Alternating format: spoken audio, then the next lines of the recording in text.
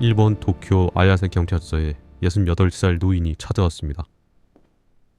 제가 26년 동안 제 집 마루 밑에 시신을 숨겨뒀습니다. 그리고 그 말은 전부 사실이었습니다. 그는 피해자의 이름, 살해 장소, 시간, 그리고 시신을 숨긴 위치까지 정확히 말했습니다. 이 자수로 26년 동안 미제로 남았던 실종 사건이 하루아침에 사진 사건으로 뒤바뀌었습니다. 하지만 이 남자는 하루도 감옥에 갇히지 않았습니다. 무슨 일이 있었던 걸까요? 1978년 8월 14일 도쿄 아다치구로 가보겠습니다. 29살 이시카와 치카코 씨는 초등학교 교사였습니다. 홋카이도 오타루 출신으로 도쿄에 혼자 살며 아이들을 가르쳤습니다. 유럽 연수를 다녀온 직후 14일 아침까지도 학교에 나와 정상 근무를 했습니다. 그리고 그날이 마지막이었습니다. 다음 날인 8월 15일 방직당번이었던 이시카와 씨가 아무런 연락도 없이 출근하지 않았습니다.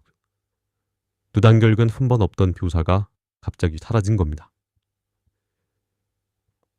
교장은 곧바로 이시카와 씨 자취방에 전화했지만 받지 않았고 홋카이도 본가에도 연락했지만 가족도 행방을 모르는 상황이었습니다. 이시카와 씨 부모는 경찰에 가출 신고를 했지만 다툼의 흔적이나 혈흔 같은 범죄 혐의점은 발견되지 않았습니다. 게다가 성인 실종이란 이유로 언론에서도 다뤄지지 않았습니다. 수사는 진전이 없었습니다. 하나의 실마리도 잡히지 않은 채 시간만 흘렀습니다. 1982년에는 딸의 귀환을 기다리던 아버지가 위암으로 세상을 떴습니다. 1987년 대한항공 858편 폭파 사건 이후 북한 압체설까지 제기되며 사건은 전혀 다른 방향으로 흘렀습니다. 이 사건 범인인 북한 공작원 김현희의 일본어 교사로 알려진 여성인 이은혜가 실종된 이시카와 씨와 닮았다는 주장이 나온 겁니다. 가족은 북한에 납치된 일본인을 구출하기 위한 모임에 참가하게 됩니다. 2003년에는 일본 정부의 특정 실종자 리스트에 이시카와 씨의 이름이 오르기도 했습니다. 납치 피해자로 분류된 여성. 하지만 진실은 전혀 다른 곳에 있었습니다.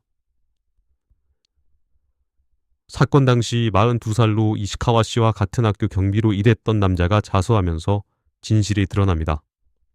실종되기 전날 마지막으로 그녀를 목격한 인물이기도 했습니다. 남자는 양심이 찔려서 자수한 게 아닙니다. 무려 26년간 자신의 집 마루 밑에 시신을 숨겨뒀는데 도로정비 사업으로 집이 철거될 상황에 이르자 어차피 들킬 것 같아 먼저 자수한 것이었습니다. 경찰은 즉각 수색에 나섭니다. 1층 다다미방 마루 밑 약 1.1m 지점에서 방수 시트에 쌓인 거의 뼈만 남은 시신과 이시카와 씨 명의의 현금카드, 지갑, 화장품, 의류 등 소지품이 발견됐습니다. DNA 감정 결과도 이시카와 씨로 나왔습니다. 40대의 범행을 저지르고 이제 60대가 된 범인은 복도에서 이시카와 씨와 어깨가 부딪히면서 말다툼이 시작됐고 이후 목을 졸라 살해한 뒤 차로 자택까지 시신을 옮겼다고 주장합니다. 아내가 외출한 사이 4시간에 걸쳐 마루를 뜯어 1m 아래에 시신을 묻었습니다. 그리고 그는 그 위에서 26년을 살았습니다. 하지만 피해자의 남동생은 이렇게 말했습니다. 그건 있을 수 없는 일입니다. 누나가 사람과 다투는 모습을 본 적이 없습니다.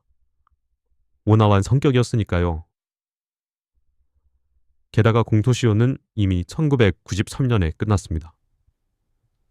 남자는 살인죄로 재판에 넘겨지지 않았고 단 하루도 구속되지 않았습니다.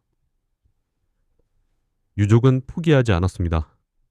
1억 8천만 엔, 한국 돈으로 17억 원에 달하는 민사소송을 제기했습니다.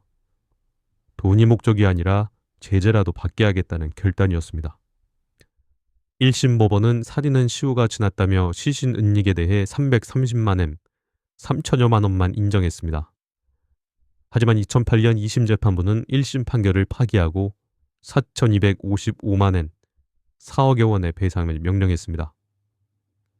이후 가해자는 기자들을 만나 이렇게 말했습니다. 사과할 생각은 전혀 없습니다. 일본은 이 사건을 계기로 2010년 살인죄 공소시효를 완전히 폐지했습니다. 하지만 그 법은 이시카와 씨에게는 적용되지 않았습니다. 그는 26년 동안 시신유에서 살았습니다. 법은 그를 단 하루도 처벌하지 못했습니다. 그리고 그는 지금도 살아 있습니다.